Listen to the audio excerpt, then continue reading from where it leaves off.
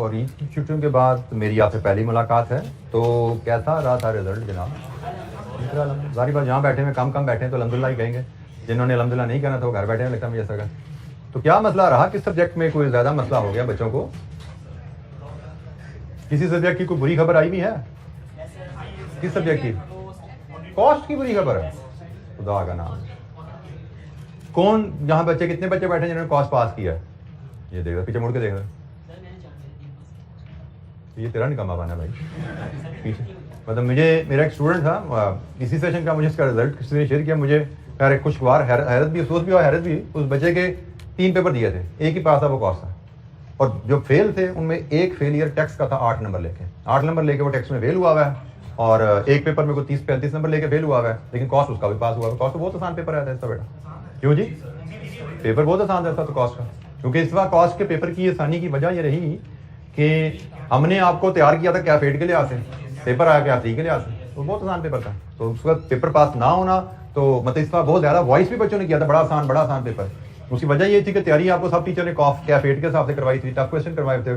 और अच्छी बात की एग्जामिनर ने उसको कैफ 3 के लेवल से सेट किया, क्योंकि आप ये कैफ 3 के लेवल के बच्चे दे रहे हैं जो बेसिक लेवल के बच्चे होते हैं। तो उस लिहाज से तो रिजल्ट तो क्या उसका बड़ा अच्छा इस बार रहा। तो आपको पॉइंट ऑफ वरी है, आप क्यों पास नहीं हो बेटा?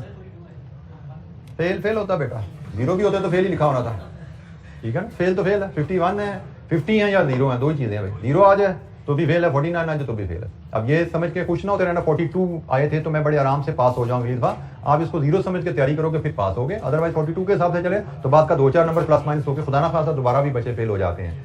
तो बहरहाल आप लोगों को जिनका अच्छा रिजल्ट है उनको बहुत ज़्यादा मुबारकबाद। लेकिन इस जैसे प्रोफेशन में हमें सबको पता है हम कुछ ना कुछ बच्चे फेलियर का मजा चख जाते हैं। और अक्सर इस प्रोफेशन में हम क्योंकि फर्स्ट टाइम फेलियर देखते हैं तो अक्सर बच्चों को फेलियर को मैनेज करना नहीं आता।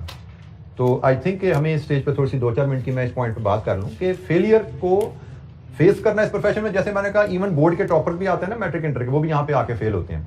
बल्कि आई डोंट नो मैंने आपसे शेयर किया कि नहीं किया, मेरा एक सीनियर होता था, उसे 1 साल सीनियर था, सीए कर रहा था। उसने सीए फाइनल, हमारे 2 ग्रुप्स होते थे फाइनल में, आप लोगों का जैसे सीफैप है, एमएसए है, 6 पेपर प्लस 2, हमारे 2 ग्रुप्स होते थे 4+3। तो उसने ग्रुप 1 दिया गोल्ड मेडल के साथ, ग्रुप 1 उसने पास किया।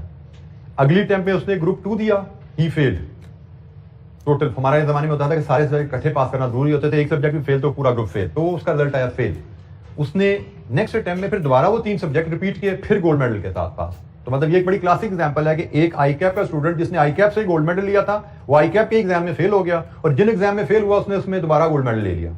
तो अगर आप, और वो आजकल केपीएमजी का पार्टनर है, तो अगर आप सही तरीके से पढ़ेंगे तो आप कहां तक जा सकते हैं। और थोड़ी सी डायरेक्शन आपने दाएं बाएं की, अप्रोच थोड़ी हिलाई आपने, तो आप देख सकते हैं कि आप कहां गिर सकते हैं।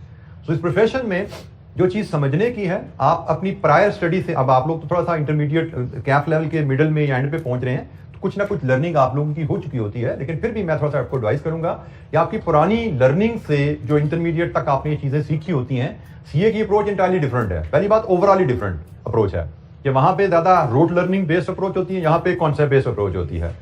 दूसरी चीज यहाँ पे जो और अहम चीज होती है कि यहाँ पे हर सब्जेक्ट की अप्रोच फर्क होती है। मतलब हर सब्जेक्ट को पढ़ने का तरीका, तैयार करना, प्रैक्टिस करना, एग्जाम में परफॉर्म करना, उसका तरीका फर्क है। अगर आप हर सब्जेक्ट को उसके तरीके के मुताबिक नहीं करेंगे तो प्रॉब्लम आएगी। जैसे व्हाट आई अंडरस्टैंड फ्रॉम, जो मैंने आपको एग्जांपल दी उस बच्चे की, जिस बच्चा नहीं खैर मेरे से भी 1 साल सीनियर था, उस वक्त तो खैर बच्चे ही होते थे, तो उसकी जो एग्जांपल दी, उस बच्चे ने जो पहले जो 4 पेपर का ग्रुप पढ़ा ना, उस 4 ग्रुप में से 4 पेपर में 2 काउंटिंग के थे, फाइनेंशियल काउंटिंग के थे, 2 फाइनेंशियल अकाउंटिंग के थे, एक कंपनी लॉ था, एक ऑडिट। ये 4 हमारे पेपर्स का ग्रुप होता था एडवांस लेवल फाइनल में। उसने वो 4 पेपर दिए, गोल्ड मेडल के साथ क्वालिफाई किया ये ग्रुप उसने। दूसरे ग्रुप में कौन से 3 पेपर थे? एक मैनेजमेंट अकाउंटिंग जो आपने कैप 3 पढ़ा उसका एडवांस लेवल, एक फाइनेंशियल मैनेजमेंट जो आप ये पढ़ रहे हैं एमएफए में फाइनेंस का पोर्शन, इसका एडवांस लेवल जो बीएफडी आपका, और एक था टैक्सेशन। ये 3 पेपर थे। अब what I now as a teacher मैं उसको जब एवेल्युएट करता हूं, कि शायद उसने जो फाइनेंशियल अकाउंटिंग के पेपर में गोल्ड मेडल के लिए तरीके सीखे थे ना, वो फाइनेंशियल अकाउंटिंग वाले तरीके उसने कॉस्ट एंड मैनेजमेंट अकाउंटिंग में और फाइनेंशियल मैनेजमेंट में लगाए। तभी इस तरीके से मैंने अकाउंटिंग पढ़ी थी तो मैंने गोल्ड मेडल ले लिया, इसी तरीके से मैं ये सब्जेक्ट पढ़ता हूं, फेल हो गया। हर सब्जेक्ट की अप्रोच फर्क होती है। आपने एक तरीके से एक सब्जेक्ट पास कर लिया, इसका मतलब ये नहीं कि वो आपका कोई हर सब्जेक्ट के लिए सक्सेस फार्मूला है। हर न्यूमेरिकल अकाउंटिंग का तरीका कुछ और है पढ़ने का, पास करने का, कॉस्ट मैनेजमेंट अकाउंटिंग का तरीका कुछ और है, फाइनेंशियल मैनेजमेंट का तरीका फर्क होगा। थ्योरी में मे बी लॉ का पेपर भी थ्योरी है, ऑडिट का पेपर भी थ्योरी है, दोनों की अप्रोच डिफरेंट होगी। आपको जिस तरीके से मैंने लॉ पास किया था उसी तरीके से मैं ऑडिट भी पढ़ के पास कर जाऊंगा, मे नॉट बी पॉसिबल, फंस जाओगे। तो ये चीज जहन में रखना यहाँ पे कि भाई हर पहली बात इंटरमीडिएट सीए एंटायरली दो चीजें अलग हैं। वो तरीका जो वहां से आपने बेशक गोल्ड मेडल भी लिया हुआ इंटरमीडिएट में, वो तरीका सीए में नहीं चलेगा, फंसोगे आगे। यहाँ पे आपको हर टीचर अलहदा आपको स्ट्रेटेजी देगा अपने सब्जेक्ट की, आपको उस स्ट्रेटेजी के मुताबिक चलना सीखना है। तो थोड़ी सी आपको अपने यहाँ पे अपने स्टाइल में डाइवर्सिटी लानी पड़ती है, हर सब्जेक्ट को उसके अंदाज के उसकी जरूरत के हिसाब से पढ़ना पड़ता है। कमिंग टू द फेलियर को कैसे मैनेज किया जाए। हमारे जनरली स्टूडेंट्स फेलियर को एक्सटर्नल फैक्टर्स पे डाल देते हैं कि जी फेल हुए क्यों, टीचर ने ठीक नहीं पढ़ाया था, फेल हुए क्यों, मेरा स्टडी मटेरियल ठीक नहीं था, फेल हुए क्यों, आई कैप ने पेपर बड़ा टफ बना दिया था, फेल हुए क्यों, गर्मी बड़ी थी, सर्दी बड़ी थी, पढ़ नहीं पाया, खुदा ना खासा फैमिली को शादी आ गई थी, कोई हादसा हो गया था, मतलब we always try to find reason कि मैं इस वजह से फेल हुआ था। अगर आप इस अप्रोच पे चलते रहोगे तो आप जिंदगी में फेल ही होते रहोगे, कामयाब कभी नहीं होगे। ये वो चीज है जिसको कहा जाता है कि आपने काम ना करना हो तो 100 बहाने। तो हम जब काम करने में नाकाम हो जाते हैं 100 बहाने ढूंढ लेते हैं, लेकिन हम ये चीज भूल जाते हैं जब काम करना हो तो 101 तरीके भी होते हैं करने के। हम एक्सक्यूजेस में अपने आप को छुपाते हैं, जबकि हमें चैलेंजेस को जब फेस कर रहे हैं तो उनके साथ हमें नए तरीके ढूंढने हैं, इन चैलेंजेस में कामयाब कैसे होने हैं। जैसे अभी रिसेंटली मैं बाथरूम ऑफिस में मैं काम कर रहा हूँ, तो हमारे C5 के बच्चों की अटेम्प्ट आ रही है जून में। कुछ बच्चों ने एग्जाम लीव के लिए अप्लाई किया हुआ है, लेकिन जनरली एग्जाम लीव सबको मिल जाती है, लेकिन अगर किसी बच्चे की किस्मत खराब है, उसके इन हैंड कोई असाइनमेंट है जिसकी डेडलाइन है और वो ओवररन हो रही है, तो उसको ये क्या बता दिया जाता है शुरू में एप्लीकेशन के साथ ही, भाई असाइनमेंट खत्म कर लो, जितनी जल्दी खत्म कर लोगे उतनी ही टाइमली छुट्टियां मिलेंगी। अब एक बच्चा मेरे पास कल आया था, जैसे मेरी छुट्टियां 2 दिन हो गई, शुरू हो गई मेरी, तो मुझे ऑफ ही नहीं मिल रहा ऑफिस से, तो मेरा तो काम का प्रेशर, काम नहीं खत्म हो रहा, अभी तो इसमें 2 दिन और लग जाने हैं, तो क्या होगा मेरा, तो ये होगा। मैंने कहा बेटा ये रीजन फेलियर की ना बनाना, मुझे ना सुनाओ, ये learn to cope up with this thing कि 4 छुट्टियां कम हो गई हैं, पास कैसे होने भाई। इसको एक्सक्यूज लेकर ना कल मेरे पास आना कि जी मैं इसलिए फेल हुआ कि मेरे 4 छुट्टियां कम मिली। इस चैलेंज से डील करने के लिए तरीके ढूंढो कि क्या कैसे डील करना है, 4 दिनों को मैंने कैसे कवर करना है, फाइंड द वेज, और कामयाब होकर ही आना है।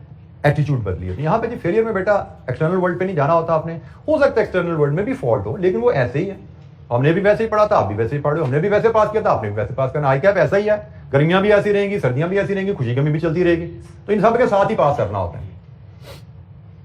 आपको अपने आप में देखना पड़ता है और क्रिटिकली देखना पड़ता है कि मुझसे कहां गलती हुई, या जो भी मेरे रिजल्ट है इसको कैसे मैं इंप्रूव कर सकता हूं, क्योंकि आपके रिजल्ट की में आपकी प्रिपरेशन रिफ्लेक्ट होती है, आपकी रिवीजन रिफ्लेक्ट होती है, आपकी प्रैक्टिस रिफ्लेक्ट होती है, आपकी एग्जाम परफॉर्मेंस रिफ्लेक्ट होती है। बहुत इंपॉर्टेंट चीज कि एग्जाम में आपने कैसे काम किया, 3 घंटे 15 मिनट कैसे गुजारे। हम अक्सर बात कर चुके हैं कि अच्छे खासे बच्चे, बल्कि इवन कल मेरे पास एक बच्चा आया था कि किसी कैप्सी का शायद वो फेल हुआ था, तो कहते जी मैंने तो जिन बच्चों को पढ़ाया, लिटरली जो मैंने एक्चुअली जो जुमला बोला होगा उससे जुमला कल फिर बोला कि मैंने जिनको पढ़ाया वो पास हो गए, मैं फेल हो गया, मेरी तो तैयारी बड़ी अच्छी थी। तो बात वही जो मैंने आपको शुरू में कभी कही थी कि अगर आपकी तैयारी जितनी मर्जी अच्छी है, 3 घंटे 15 मिनट नहीं गुजारे तो भी फारे हो। तो अब आप फेल हुए, नॉर्मली बच्चा क्या करते हैं, टीचर बदल लो। फेल हुए क्या हुए, प्रैक्टिस ज्यादा कर लेंगे। फेल हुए क्या करेंगे, किताब दूसरी पकड़ लो, मजीद सवाल कर लो, इस तरह के कोई रीजन ढूंढते हैं। लेकिन इफ यू डोंट रियलाइज कि आपके फेलियर की वजह क्या, लेट्स अज्यूम आपकी फेलियर की वजह 3 घंटे 15 मिनट में पुअर परफॉर्मेंस, टाइम मैनेजमेंट वहां पे आपसे नहीं होती, आप वहां पे नर्वस हो जाते हो, तो आप टीचर बदल लो, आप प्रैक्टिस करते रहो। आपने 3 घंटे 15 मिनट के बारे में तो काम ही कोई नहीं किया, तो सब तैयारी तुरी करके जाओगे, 3 घंटे 15 मिनट फिर वहीं पे होंगे, वही परफॉर्मेंस होगी, वही रिजल्ट आ जाएगा, 2-4 नंबर प्लस या माइनस के साथ। तो सबसे अहम चीज होती है, इफ खुदा ना खास्ता यू फेस अ फेलियर, उस फेलियर को इन्वेस्टिगेट करो, भाई कॉजेस कहां हैं, गैप्स कहां है मेरे, किन किन एरियाज में मुझे काम करके इसको फेलियर को पास में कन्वर्ट करना है। And there should be at least list of 5 to 10 factors, ये 5 से 10 एरियाज हैं जिन पे मुझे काम करना है। मुझे अपनी कोर्स कवरेज को इस तरह इंप्रूव करना है, मैं सिलेक्टिव था, ये एरियाज मेरे वीक थे, इनको कवर करना है। मुझे रिवीजन को अपनी स्ट्रेंथन करना है, पिछली दफा मैंने रिवीजन प्रॉपर्ली नहीं की थी, शायद मैंने सीख तो ली थी चीजें, रिवीजन में मैं कमजोर रह गया था, टाइम कम मिला था, मुझे रिवीजन 2 की जगह 3 या 4 दफा करनी है। प्रैक्टिस अनसीन क्वेश्चन करने का तरीका आपको मैंने बताया हुआ है। अक्सर बच्चों को अनसीन क्वेश्चन करने का तरीका नहीं आता, वो सोल्यूशन से पढ़ के सवाल कर रहे होते हैं, which does not help you at all. तो प्रैक्टिस का तरीका आपको बता दिया, उसमें खराबी थी, उसको ठीक करो। फिर अभी मुझे कल परसों एक बच्ची मिली, फेल होगी, ये तैयारी बड़ी अच्छी थी, सारे टेस्ट मॉक पास थे, किसी लॉ के पेपर की बात कर रही थी, वो सारे टेस्ट वगैरह पास थे, मॉक भी बड़ा अच्छा हुआ था, उसमें भी 70-80% नंबर आए थे। टेस्ट पेपर में सर मैं नर्वस होगी, मैं चौक होगी, मुझे समझ नहीं आया। मैंने उससे पहला सवाल किया, तो आप कहानी सुन के अच्छा क्लासेस भी रेगुलर हैं, टेस्ट भी ठीक है, मॉक भी बड़े ज़बरदस्त हैं, अनसीन क्वेश्चन की प्रैक्टिस भी है, फिर तैयारी तो सब कुछ ठीक है। जब उसने कहा जी मैं एग्जाम में मुझे नर्वस होगी, पैनिक कर गई, ये हो गया वो हो गया, मेरा पहला सवाल था रात को कितने घंटे सो के गई थी? द आंसर वाज नो, सो के नहीं गई थी। दूसरा सवाल मैंने पूछा नाश्ता करके गई थी? Answer was no. तो बात खत्म हो गई यहाँ पे। जितनी मर्जी अच्छी तैयारी की हो, खुद बता रही थी सारे मॉक टेस्ट पास हैं, लेकिन एंड में आके एग्जाम मैनेजमेंट 3 घंटे 15 मिनट के लिए फोकस नहीं किया, पेपर गया। छोटी सी एक कोताही हुई और 6 महीने की मेहनत पे आपके पानी फिर गया। This is how critical that 3 hours 15 minutes are. मतलब मुझे उससे लिटरली मैंने कोई तीसरा सवाल उससे नहीं पूछा था। जब उसने सारी अपनी चीजें बता दी, मैंने 2 सवाल पूछे थे मुझे। डॉक्टर नहीं पूछता ये बीमारी है, अच्छा ये मसला है, चलो ये बीमारी है, खत्म होगी बात। तो लिटरली वैसे हो कि भाई ये आपका मसला था, इस प्रॉब्लम की वजह से आप फेल हुए, तो यह आपने टाइम पे सोए। अब दिमाग को आपने रेस्ट ही नहीं दिया, दिमाग को आपने फ्यूल ही नहीं दिया, तो एग्जाम में काम कैसे करें? वो काम नहीं करेगा तो आपको टेंशन नर्वसनेस होती है कि इतनी मेहनत पे सारा पानी फिर गया, कुछ दिमाग चल ही नहीं रहा। तो सोए बगैर, फ्यूल के बगैर दिमाग नहीं चलता। तो छोटी छोटी चीजों पे काम करना होता है। तो इसमें मैं जनरली बच्चों को ये एडवाइस करता हूँ कि अगर खुदा ना खास्ता आप किसी पेपर में फेलियर फेस करते हो या करो कभी, तो उससे घबराना नहीं है, आपने उस फेलियर से सीखना है। पढ़ने का तब तक दोबारा फायदा नहीं है जब तक आपके पास 5 से 10 फैक्टर्स की लिस्ट इकट्ठी नहीं होगी कि भाई ये 5 से 10 एरियाज हैं जिन पे मैंने काम करना है, इन एरियाज में मैंने अपनी परफॉर्मेंस इंप्रूव करके फिर ही मैं पास हो सकता हूं। अगर सिंपली जैसे मैंने कहा जी प्रैक्टिस ज्यादा कर लेंगे तो हो सकता है 2 नंबर ज्यादा हो जाए, हो सकता है 2 नंबर कम हो जाए। ऐसे ही सोच लिया जिस टीचर ए से उठ के बी के पास चले जाएंगे without thinking, without any rational thinking, ऐसे फैसला ले लिया तो वही 2 नंबर प्लस या 2 नंबर माइनस हो जाएंगे। रिजल्ट पास फेल में फर्क नहीं पड़ता। पास फेल में फर्क तब पड़ेगा जब आप सोचो, और उसमें सोचने में आपके लिए सबसे बेस्ट आपके जो मेंटोर आपके लिए रोल प्ले कर सकते हैं वो आपके टीचर्स हो सकते हैं। आपके जो स्टूडेंट्स जो पास हुए हैं उनसे आप हेल्प ले सकते हो, कुछ हेल्प उनसे ले सकते हो, लेकिन ज्यादा हेल्प आपको टीचर ही आपको कर सकते हैं आपकी ओवरऑल असेसमेंट करके कि आपकी फेल होने की कॉजेज क्या हैं। कॉजेज अगर आपको नहीं पता तो आप पास नहीं हो पाओगे, ये ज़हन में रखना। तो learn to deal with the failure. Failure जिंदगी में भी, प्रैक्टिकल लाइफ में भी आते हैं, स्टडीज में भी, सीए में आ जाते हैं। तो हमें उनसे घबराना नहीं है, उनसे सीखना है और उनसे सीख के हमने कामयाबी में उनको कन्वर्ट करना है। ये हमने आर्ट डेवलप करना है जो हमें एकेडमिक्स में भी हेल्प करेगा और इंशाअल्लाह आगे प्रैक्टिकल लाइफ में भी हेल्प करेगा। तो जनाब हमारी डिस्कशन चल रही थी इन्वेस्टमेंट अप्रेजल पे, और इन्वेस्टमेंट अप्रेजल का टॉपिक तकरीबन हम तमाम tools NPV, IRR, payback, discounted payback tools को भी डिस्कस कर लिया था हमने। फिर हमने इनमें जो एडजस्टमेंट थी, इन्फ्लेशन, वर्किंग कैपिटल, टैक्सेशन, उनसे डील करना, उस पर भी हमारी बात हो चुकी थी। एन्युटीज, परपेचुइटीज, रेलेवेंट कैश फ्लोज, इन सब को हम डिफरेंट स्टेजेस में लेक्चर में डिस्कस करते हुए हमने बल्कि 2 क्वेश्चंस भी हमने देख लिए थे। Question number 1 and question number 2 भी हम देख चुके हैं। और हमारी जो आखिरी डिस्कशन थोड़ी सी चल रही थी, that was on the concept of sinking fund.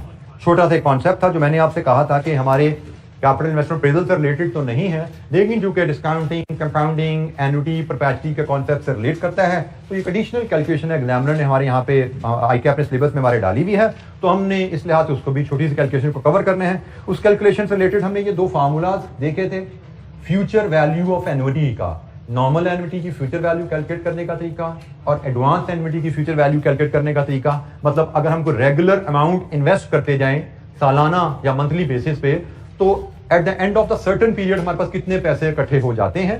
अगर हम पहली इन्वेस्टमेंट साल बाद करें और पहली इन्वेस्टमेंट आज से शुरू करें तो हम कैसे फ्यूचर वैल्यू कैलकुलेट करते हैं। ये 2 फार्मूलाज हमने सीखे थे। इन फार्मूलाज के हिसाब से हमने कुछ एक्टिविटीज परफॉर्म की थी। तो ये जनाब हमारी डिस्कशन सिंकिंग फंड तक, यहां तक हमारी कंप्लीट हुई थी। लास्ट लेक्चर में कोई सवाल, लास्ट लेक्चर से इन्वेस्टर अप्रेजल के एरिया से कोई इशू?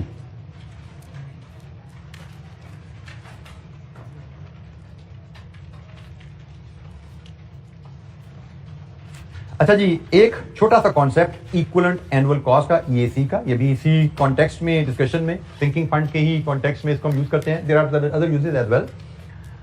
ईएसी का कॉन्सेप्ट क्या है कि हमने एक डिस्कशन, कैलकुलेशन सीखी है कि जब हम एन्युटी को एन्युटी फैक्टर से मल्टीप्लाई करते हैं तो हमें पीवी ऑफ एन्युटी मिलती है। हम एन्युटी क्या होती है? Future annual cash flow. उसको एक कैश फ्लो को उठा के एन्युटी फैक्टर से मल्टीप्लाई करो, हमें पीवी ऑफ सीरीज मिल जाती है। इसी फंक्शन को रिवर्स ऑर्डर में भी यूज किया जा सकता है। कैसे? कि जब हम किसी प्रेजेंट वैल्यू को एन्युटी फैक्टर से डिवाइड कर दें तो हमें future cash flows, future annual cash flows मिल जाते हैं। Reverse order. दोबारा सुनो, फ्यूचर कैश फ्लोज को मल्टीप्लाई करो फैक्टर से तो पीवी आ गई, पीवी को फैक्टर से डिवाइड करो तो फ्यूचर कैश फ्लोज आ गए। फ्यूचर कैश फ्लोज गिवन है, आपसे कहा जाए एन्युटी की पीवी बताओ तो पीवी बना लो। आपको एक पीवी दे दी जाए और कहा जाए इसके फ्यूचर कैश फ्लोज बनाओ, इक्वल डिवाइड कर दो। तो एग्जांपल इसकी है, a company is considering an investment of 70,000 in a project. आज आप एक प्रोजेक्ट में 70,000 इन्वेस्ट करने का प्लान कर रहे हैं, जिस प्रोजेक्ट की लाइफ 5 साल है। What must be minimum annual cash return? Future में हम सालाना कितना कमाएं from the project to earn a return of 9%। अब हमें इन्वेस्टमेंट की फिगर दी गई है, इन्वेस्टमेंट तो प्रेजेंट वैल्यू होती है ना, और हमसे मांगा क्या जा रहा है, फ्यूचर की सालाना रिटर्न, एन्युटी मांगी जा रही है। 70,000 हम इन्वेस्ट करें, 5 साल में सालाना क्या कमाएं 9% के हिसाब से। तो इसका तरीका क्या है, 70,000 को डिवाइड कर दो एन्युटी फैक्टर से। कौन सा एन्युटी फैक्टर, 9%, 5 साल। तो 9% 5 साल क्या है एन्युटी फैक्टर। एन्युटी टेबल में जाइए, 9% क्यूमुलेटिव टेबल एन्युटी टेबल होता है, 9% 5 ईयर 3.890। तो जनाब यहां से बताइए सालाना क्या कमाना है,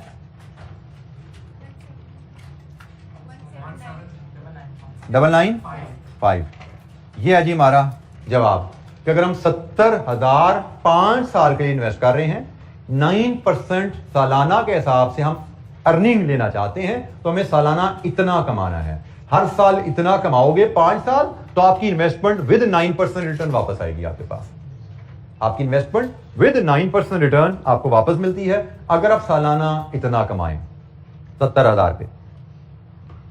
यही कॉन्सेप्ट जो ईएसी का, इसको हम ईएसी कॉन्सेप्ट कहते हैं, इक्वल एनुअल कैश फ्लो कह लीजिए, एट टाइम इसको इक्वल एनुअल कॉस्ट भी हम कह लेते हैं। तो यही कॉन्सेप्ट हम इसको इक्वल एनुअल कॉस्ट भी कह सकते हैं, आप इसको इक्वल एनुअल कैश फ्लो भी कह सकते हैं। यही कॉन्सेप्ट हम लोन की रीपेमेंट शेड्यूल में, लोन की इंस्टॉलमेंट बनाने में भी इस्तेमाल करते हैं। जैसे एक example, if a company borrows 10 million which has to be repaid in 5 equal installment at an annual interest rate of 8%। तो भाई हमसे कहा जाए सालाना किस्त बताओ क्या है। लोन लिया आपने आज, दिस इज पीवी, और इसको वापस करना है आपने 5 बराबर सालाना किस्तों में, एन्युटी। रेट क्या है लोन का, 8%। तो जनाब सालाना इंस्टॉलमेंट जो आपकी निकलेगी, annual installment, that will be principal divided with annuity factor. Annuity factor कौन सा, 8%, 5 साल, 3.993। तो इंस्टॉलमेंट क्या है, 25383 लीजिए जी। ये है सालाना इंस्टॉलमेंट। अगर हम 10 मिलियन का लोन लें, उसको 5 बराबर किस्तों में पे करना चाहते हैं विद 8% इंटरेस्ट, तो हमें सालाना इतनी किस्त पे करनी है। हम ये 5 साल, हर साल के एंड में ये किस्त पे करते जाएंगे, तो हमारा लोन विद इंटरेस्ट रीपे हो जाएगा। तो प्रेजेंट वैल्यू को फ्यूचर इक्वल कैश फ्लो में कन्वर्ट करने का तरीका, प्रेजेंट वैल्यू को फ्यूचर इक्वल कैश फ्लो में कन्वर्ट करने का तरीका क्या है, प्रेजेंट वैल्यू को एन्युटी फैक्टर से डिवाइड कर दीजिए। ये रिवर्स काम करता है, जैसे हम एन्युटी को एन्युटी फैक्टर से मल्टीप्लाई करके पीवी लेते हैं, पीवी को एन्युटी फैक्टर से डिवाइड करके एन्युटी बना सकते हैं, फ्यूचर एनुअल कैश फ्लो बना सकते हैं। जी जनाब, एनी क्वेश्चन, कोई सवाल जी बेटा।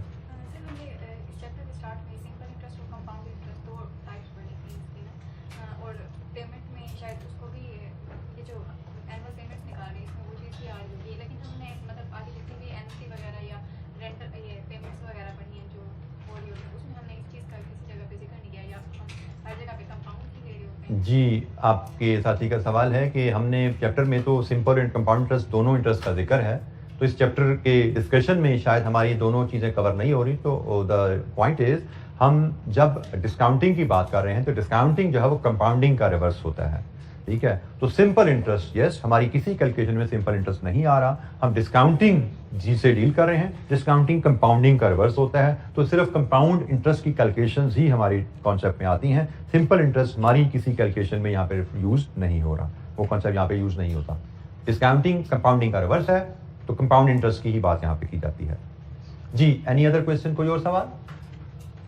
अच्छा, अब ये जो हमने चीज सीखी है, EAC का कॉन्सेप्ट जो सीखा है, इसको हम सिंकिंग फंड के अल्टरनेटिव कॉन्सेप्ट के तौर पे भी यूज कर सकते हैं। एक हमने मैं दोबारा आपसे अगर शेयर करूं तो हमने सिंकिंग फंड में जैसे ये सवाल यहां पे देखा था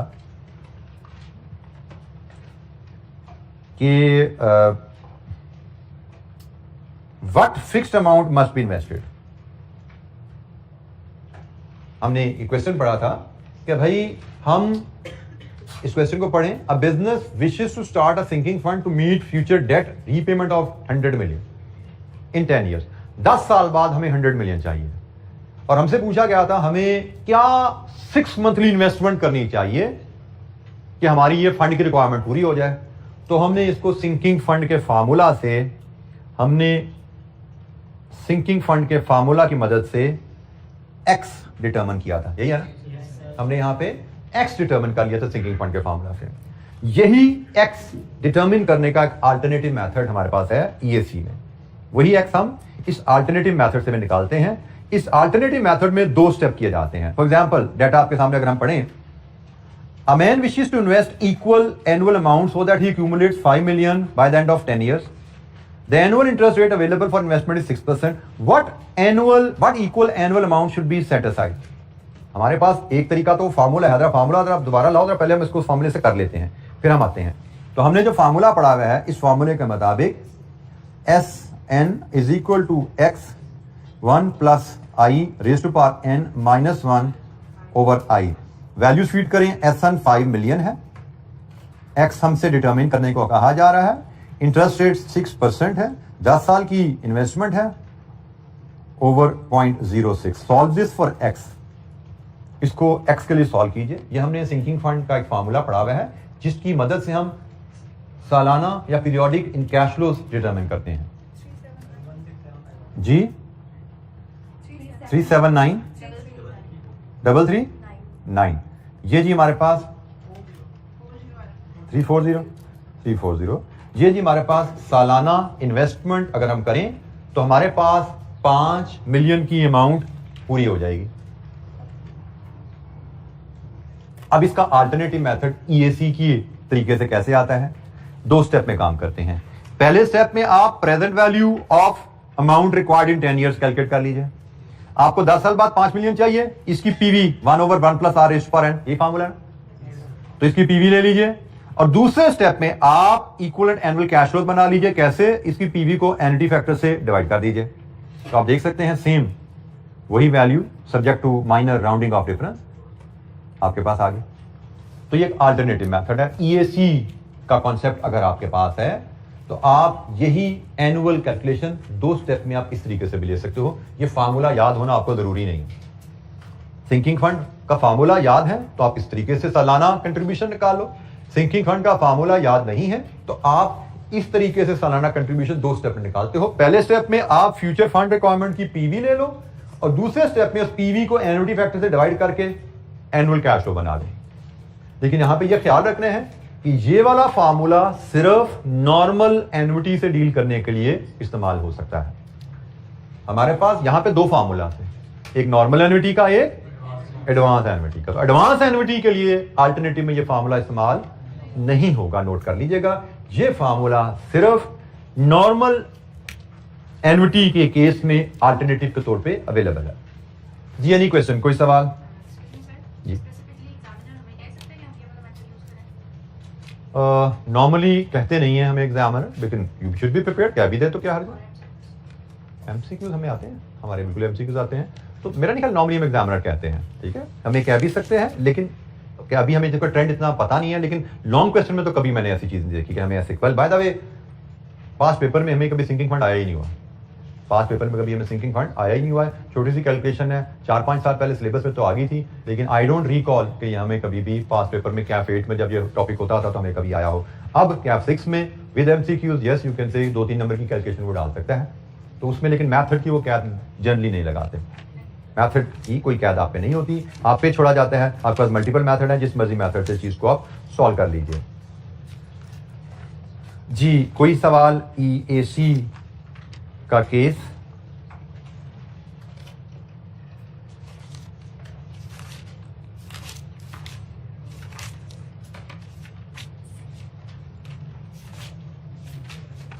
अच्छा जी, अब हमें पास्ट पेपर क्वेश्चन, चैप्टर हमारा कंप्लीट है, अब हम पास्ट पेपर क्वेश्चंस पे बात करेंगे। और पहला सवाल, दो क्वेश्चन तो हम ऑलरेडी कर चुके हैं।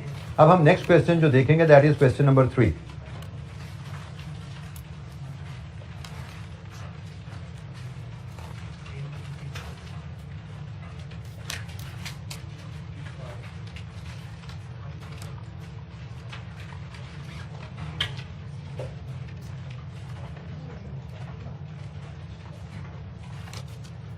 क्वेश्चन नंबर 3 हमारे पास है जी पेज 54 पे।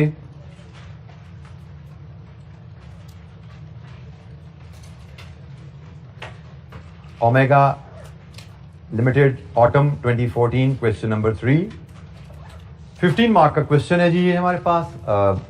Calculate net present value of the project assuming that unless told otherwise specified all cash inflows outflows would arise at the end of the year. Ignore taxation. तो सवाल में taxation तो नहीं है, यह उसने हमें पहले बता दिया।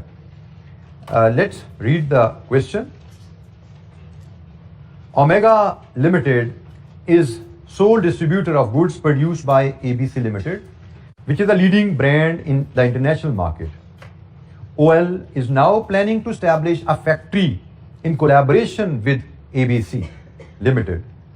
The factory would be established on a land which was purchased at a cost of 20 million in 2005. The existing market value of the land is rupees 40 million. The cost of the factory building and plant is estimated at rupees 30 million and rupees 100 million respectively. The factory will produce goods which are presently supplied by ABC Limited. The sale of the first year of the production is estimated at rupees 300 million. The existing profit margin is 20% on the sales. As a result of own production, cost per unit would decrease by 10%. मतलब profit margin आपका बदल जाएगा. The sale price and the cost of production per unit excluding depreciation are expected to increase by 10% and 8% respectively. Following further information is available. ABC Limited would assist in setting up the factory for which it would be paid an amount of 10 million at the time of signing the agreement. ABC जिसकी products बनाने के लिए आपने factory लगानी है, वो आपको factory बनाने में असिस्ट भी करेगी, जिसकी कॉस्ट आपको 10 मिलियन उसको पे करनी है। In addition, ABC Limited would be paid a royalty equal to 3% of sales. The factory building and installation of plant would be completed and commercial production would start 1 year after signing the agreement. आज agreement sign करते हो अगर, 1 साल लगेगा factory building और plant लगने में, और उसके 1 साल बाद प्रोडक्शन स्टार्ट होगी।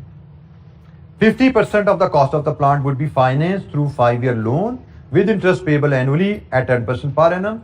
Principal would be repaid at the end of the 5th year.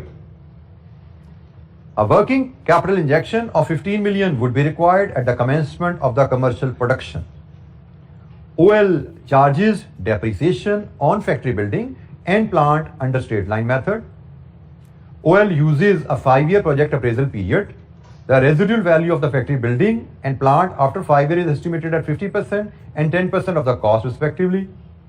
The market value of the land after 5 years is estimated at 70 million. OL's cost of capital is 12%. अच्छा जी, हमें project की पूरी एक कहानी दी गई है। यहाँ पे एक बड़ा कॉमन मुझे एक और भी चीज़ जो फीडबैक बच्चों से मिलती रहती है, पेपर्स के बाद अक्सर इश्यूज बच्चे लेके आते हैं कि या अगर इवन अभी भी पढ़ते हुए बच्चों को दिक्कत आ रही है तो पूछ रहे होते हैं जी सवाल पढ़ के कुछ समझ नहीं आती। तो बेटा सवाल अगर एक दफ़ा पढ़ के आप सोचते हो आपको समझ आ जाएगी तो ये आपकी गलती है। एक दफ़ा पढ़ के सवाल समझ नहीं आती, ये आपको पता होना चाहिए। तो इस पर आपको परेशान होने की जरूरत नहीं है कि समझ नहीं आ रही तो खुदा न खासा आप में खराबी है। ये ह्यूमन हमारी नेचर है, उसका तकाजा है कि एक दफ़ा हमें अनसीन चीज़ समझ नहीं आती। मुझे जो इसको सब्जेक्ट से डील करते हुए 27 साल हो गए हैं, मुझे एक दफ़ा पढ़ के सवाल इतना समझ नहीं आता कि मैं इसको कर सकूं। जितना लंबा सवाल होगा, जितना मुश्किल सवाल होगा, उतना ज़्यादा टाइम चाहिए उसको समझने के लिए, उतनी ज़्यादा रीडिंग चाहिए उसको समझने के लिए। और मैं आपको फिर याद करा दूं, मैंने आपको कहा है कि आप लोगों का टारगेट है कि एग्जाम तक पहुंचते हुए आप इतनी एक्सपर्ट हो जाएं कि आपको 3 दफ़ा में सवाल समझ आ जाए। एग्जाम में पहुंचने तक का टारगेट है। इसका मतलब आज जब आप स्टूडेंट हैं, पहली दफा टॉपिक सीख रहे हैं, फर्स्ट रिवीजन कर रहे हैं, तो शायद आपको 4 या 5 दफा पढ़ना पड़ेगा सवाल अच्छा अटेम्प्ट करने के लिए। With revision with experience exam तक पहुंचते पहुंचते 2-3 दफे में आपको चीजें समझ आनी शुरू हो जाएंगी। लेकिन 3 में भी पढ़ के समझ आ रही हैं, अच्छी तरह खाका सोल्यूशन का दिमाग में आ गया है, you should be more than happy. क्योंकि सवाल पढ़ते हुए हम खाका बनाते जा रहे होते हैं, कॉलम क्या होंगे, रोज क्या होंगे, किसको किससे ज़रब देंगे, ये सारी चीज़ें दिमाग में कैलकुलेशन में परफॉर्म करते जा रहे होते हैं।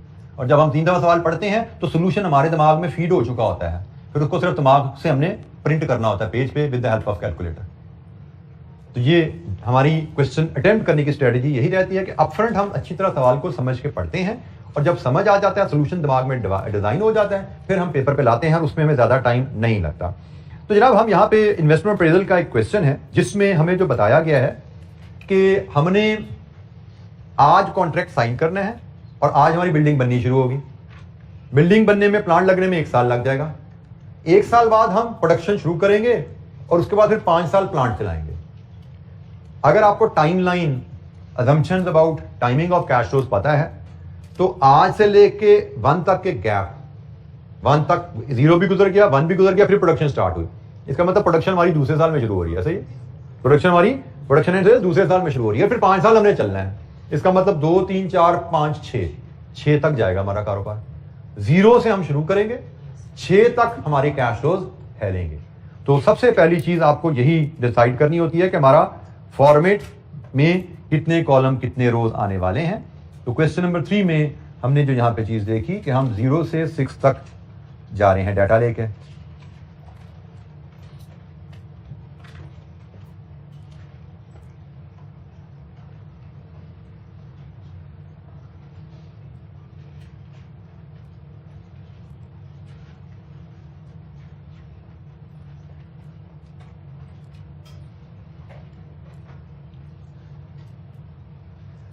अच्छा जी, यहां पे हम 0, 1, 2, 3, 4, 5, 6, हमें जो कैश फ्लोज का, इन्वेस्टमेंट का जिक्र किया गया है, हम देखते हैं वो हंड्रेड्स ऑफ मिलियंस में है। तो हम अकॉर्डिंगली अपनी तमाम फिगर्स रुपीज इन मिलियंस में ही ले लेंगे। हमें जो आइटम्स बताई गई हैं हमारी कैश फ्लोज की ना, जो हम किसी भी कैपिटल इन्वेस्टमेंट अप्रेजल क्वेश्चन में लेते हैं, 3 ब्रॉड कैटेगरीज होती हैं। एक कैपिटल इन्वेस्टमेंट कैश फ्लोज, दूसरी वर्किंग कैपिटल कैश फ्लोज, और तीसरी ऑपरेटिंग कैश फ्लोज। यहां पे आपको एक चीज याद रखनी है जो आपको यकीनन पहले बताई गई है, फाइनेंसिंग कैश फ्लोज हमारे इररेलेवेंट होते हैं। फाइनेंसिंग कैश फ्लोज हमारे इररेलेवेंट होते हैं। यहां पे थोड़ा सा मेरा डिसएग्रीमेंट, आपके कुछ सवालों में यह प्रॉब्लम आएगा। आप आईकैप के एग्जामिनर के सोल्यूशन में कुछ सवालों में फाइनेंसिंग कैश फ्लोज को ले लेता है, जो कि गलती है। फाइनेंसिंग कैश फ्लोज में 2 चीजें आती हैं, एक लोन के प्रिंसिपल के कैश फ्लोज और दूसरा लोन के इंटरेस्ट के कैश फ्लोज। ये दोनों आपके फाइनेंसिंग कैश फ्लोज कहलाते हैं और ये दोनों आपके लिए रेलेवेंट नहीं होते। आप इन दोनों को अपनी कैलकुलेशन में शामिल नहीं करना होता। जैसे इस क्वेश्चन में उसने जिक्र किया हुआ है, आपने लोन लेके प्रोजेक्ट करना है और लोन आपने 5 साल बाद रीपे करना है, उस पर 10% सालाना इंटरेस्ट भी पे करना है, ये सब बताया ना उसने। लेकिन आपने ना लोन की वसूली डालनी है, ना लोन पे इंटरेस्ट शो करना है, ना लोन की रीपेमेंट डालनी है। ये तीनों फाइनेंसिंग कैश फ्लोज हैं। फाइनेंसिंग कैश फ्लोज आपके इन्वेस्टमेंट अप्रेजल में नहीं आते। इन्वेस्टमेंट अप्रेजल में सिर्फ आपके investing and operating cash flows आते हैं। ये सारी terms you should be familiar by now. Cash flows का अगर आप टॉपिक आप देख चुके हैं, लेकिन अगर नहीं भी देखा तो इन्वेस्टमेंट के कैश फ्लोज और ऑपरेशंस के कैश फ्लोज लेते हैं। फाइनेंसिंग के कैश फ्लोज हमारे स्कोप में इन्वेस्टमेंट अप्रेजल में नहीं आते। तो जनाब इसके मुताबिक अब हम अपनी आइटम जरा आइडेंटिफाई करते हैं। तो सवाल में हमें जो कैपिटल इन्वेस्टमेंट से रिलेटेड 3 हेड्स का जिक्र है, एक लैंड, एक बिल्डिंग और एक प्लांट। तो हम इन तीनों को डिफरेंट हेड्स में डील करेंगे, क्योंकि तीनों की वैल्यूज अलग-अलग है, तीनों की रेजिडुअल वैल्यू का जिक्र अलग-अलग है, तीनों को अलग-अलग डील करेंगे। फिर वर्किंग कैपिटल कैश फ्लोज का जिक्र है और फिर नेट ऑपरेटिंग कैश फ्लोज का जिक्र है। तो हम इसी अंदाज में इनको लेके चलेंगे। टैक्सेशन नहीं है तो वो आइटम हम यहाँ पे नहीं डालेंगे। यहां से हमें नेट प्रोजेक्ट कैश फ्लोज मिलते हैं और हमने जो सीखा है एनपीवी मेथड में प्रोजेक्ट कैश फ्लोज को कॉस्ट ऑफ कैपिटल पे डिस्काउंट किया जाता है, जो कि हमें यहाँ पे गिवन है 12%, देन प्रेजेंट वैल्यू और फिर नेट प्रेजेंट वैल्यू। आपको मैं फिर याद करा दूं, हमारे हर क्वेश्चन में जो मार्क्स हैं वो स्टेप वाइज मार्क्स होते हैं। हमसे यहां पे कहा गया है कैलकुलेट एनपीवी। हमारी रिक्वायरमेंट एनपीवी कैलकुलेशन की है। और एनपीवी कैसे आती है? कैश फ्लोज अगर हमारे पास हो 12% पे डिस्काउंट करें, पीवी एनपीवी हम ले सकते हैं। और हमारी जो टोटल इस क्वेश्चन के 15 मार्क्स हैं, हर स्टेप के ऊपर नंबर पड़े हुए हैं। लैंड के कैश फ्लो डाल करोगे मे बी 1 नंबर, बिल्डिंग के कैश फ्लो डालोगे मे बी 1 या 2 नंबर, प्लांट के कैश फ्लो डालोगे 1 या 2 number, operating cash working capital cash flow डालोगे 1 या 2 नंबर। ऑपरेटिंग कैश को हम वर्किंग से लेके आएंगे क्योंकि इसमें रेवेन्यू भी है, इसमें कॉस्ट भी है, तो रेवेन्यू कैलकुलेट करने के ज्यादा 1-2 नंबर है, कॉस्ट कैलकुलेट करने के ज्यादा 1-2 नंबर होंगे। ठीक हो गया? हर स्टेप पे में नंबर मिलते जाएंगे। फिर ऊपर क्या ठीक किया, क्या गलत किया, नंबर मिलते जाएंगे, सही के गलत के नंबर नहीं मिलेंगे। यहां से आगे लाता कहानी है। 12% रेट आपने सही सिलेक्ट किया क्योंकि क्वेश्चन में एक और रेट भी गिवन है ना 10%। तो अगर आपने 12% रेट सही सिलेक्ट कर लिया 1 नंबर, 12% के फैक्टर टेबल से ठीक लिख दिए 1 और number. Whatever cash flows are उनको इस रेट से मल्टीप्लाई करके एनपीवी निकाल दी है, अगेन 2 नंबर। ऊपर अगर आपको कॉन्सेप्ट कुछ भी नहीं आता तो उसका मतलब ये नहीं कि कुछ नहीं कर सकते हम। 12% लिखोगे डिस्काउंट फैक्टर 1 नंबर लोगे, फैक्टर डालोगे 1 नंबर और लोगे। ये वैल्यू सारी अज्यूम कर लो, कुछ नहीं आता ऊपर आपको, सारी वैल्यू अज्यूम कर लो, मल्टीप्लाई करो 2 नंबर और ले लो। तो कुछ भी नहीं आता सवाल में तो भी 4 नंबर लेके जाते हो आगे। This is how scoring marks are is in the exam. सवाल को उसने एनपीवी कहा तो एनपीवी निकाल के दिखा दो उसको। अब एनपीवी सवाल को पढ़ते हुए फॉर्मेट तो हम बना पाते हैं, भाई इस तरह का फॉर्मेट बनना है जिससे हमारी एनपीवी आनी है। तो अब जो चीजें समझ आ रही हैं डालते जाओ, जो चीजें समझ नहीं आ रही उन पे टाइम दाया नहीं करना। This is the art. हमारा मसला क्या होता है, हम हर चीज परफेक्ट करने के चक्कर में पड़ते हैं और ये भूल जाते हैं कभी बिल्डिंग के कैश फ्लोज तो 1 नंबर के हैं, समझ आ रही है तो 1 मिनट में 2 मिनट में कर दो, नहीं समझ आ रही तो मट्टी डालो आगे, चलो आगे बड़े नंबर पड़े हमारे पास। तो हम जो फंसते हैं बच्चे जो कहते हैं जी टाइम मैनेज नहीं हुआ, टाइम क्यों मैनेज नहीं होता? सिर्फ इस वजह से कि 1 नंबर की एंट्री नहीं आती, उस पर फंस के 10-15 मिनट जाया कर देते हैं और एंड में जाके 20 नंबर का सवाल छूट जाता है। इसी तरह चलते चलते टाइम जाया करते करते। तो ये चीज जहन में अभी से बैठाइए कि भाई हमें एग्जाम में परफेक्ट सॉल्यूशंस आते हैं सो बिस्मिल्लाह कीजिए, नहीं आते तो परेशानी नहीं है क्योंकि परफेक्ट सॉल्यूशन का मतलब 100/100 है। तो हमें तो पास होना है भाई, तो पास तो 55, 60, 70 नंबर हम सिक्योर कर ले, we are more than happy. तो 20, 25, 30, 35 की गलतियां हो जाए, 20, 25, 30, 35 की assumptions ले लें, वी डोंट बॉदर, हमें कोई इशू नहीं है, हम फिर भी पास होते हैं आराम से। तो कभी भी सवाल में कोई चीज कोई स्टेप कोई चीज समझ नहीं आ रही तो उसका मतलब ये नहीं कि हम कुछ नहीं कर सकते, इसका मतलब है 2 नंबर गए, 4 नंबर गए, 6 नंबर गए, कोई बात, we can lose 50 and still we can pass. ये चीजें में रखा करें और वो तब पॉसिबल होता है जब आप सवाल पूरा करने के आदी डालें, परफेक्ट के चक्कर में ना पड़े। पेपर पूरा, हर सवाल पूरा करना है, पेपर पूरा करना है, बीच में गलतियां होंगी तो कोई बात नहीं। कभी भी सवाल गलत या सही नहीं होता, सवाल में कुछ स्टेप्स सही या गलत होते हैं, कुछ सही होगा कुछ गलत होगा। कभी ये ना सोचे मेरा सवाल गलत हो गया, अनलेस अगर तो बिल्कुल ये प्रिपेयर्ड नहीं हो आप तो फिर तो सवाल भी गलत करोगे आप। लेकिन एक एवरेजली प्रिपेयर्ड बच्चा अगर नियत से सवाल हल करेगा, कंप्लीट करेगा, कुछ ठीक होंगी कुछ गलत होंगी, ट्रीटमेंट कुछ ना कुछ नंबर मिलते हैं। कहीं 70% नंबर मिलेंगे, कहीं 60% मिलेंगे, कहीं 40% मिलेंगे, कहीं 80% मिलेंगे, किसी में 100% भी मिल जाएंगे। एग्रीगेट आपका 55, 60, 65 बन जाता है आराम से अगर आपने पेपर पूरा किया होगा।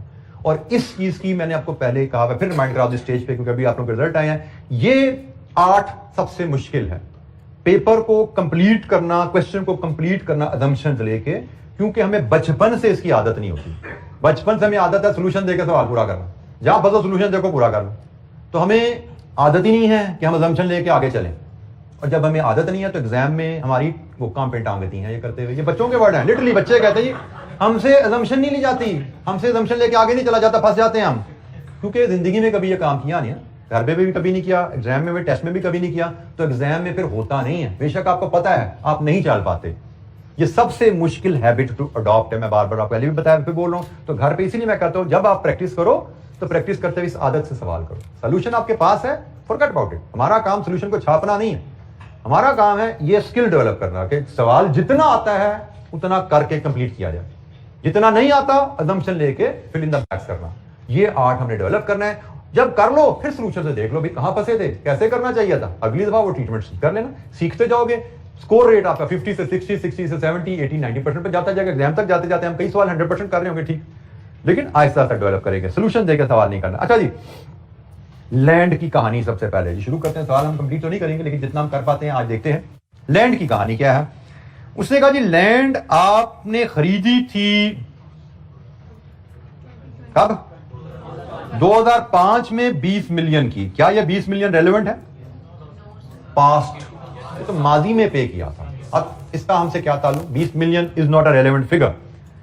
एग्जिस्टिंग मार्केट वैल्यू, आज इस कीमत, इस लैंड की कीमत 40 मिलियन है। यस, दिस बिकम्स रेलेवेंट कि अगर मैं इस लैंड पे फैक्ट्री लगा दूंगा तो मेरे 40 मिलियन इन्वेस्ट हो गए, ब्लॉक हो गए। अगर ये फैक्ट्री नहीं लगाता तो ये लैंड में बेचकर 40 मिलियन कमा सकता हूं ना।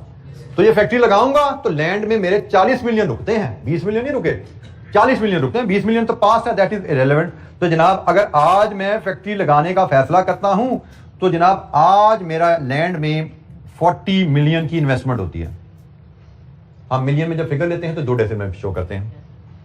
और इसी के साथ अगर मैं लिंक कर दूं एक और जुमला जो उसने हमें कहीं एंड में बताया था, मेरे जहन में रह गया, ये सेकंड लास्ट बुलेट, कि जब 5 साल बाद फैक्ट्री हमारी बंद होगी तो लैंड 70 मिलियन की बिकेगी। तो आज अगर मैं फैक्ट्री लगाता हूं तो फैक्ट्री लगाने की वजह से मैं 40 मिलियन फोरगो कर रहा हूं, और फैक्ट्री बंद करने के बाद जब मेरा बिजनेस खत्म होगा यहां पे जाके तो ये 70 मिलियन मुझे देंगे। यहां से मुझे 70 मिलियन का इनफ्लो आएगा। ये गालिबन आधा आधा नंबर, एक एक नंबर हमें यहां पे मिलना शुरू हो गया जैसे जैसे वैल्यूज डालते जाएंगे। बिल्डिंग की बात करें, हमें कहा गया है कि बिल्डिंग के लिए हमें cost of factory building is 30 million. Plant की 100 मिलियन है, लेकिन फैक्ट्री की बिल्डिंग की बात करें 30 मिलियन है।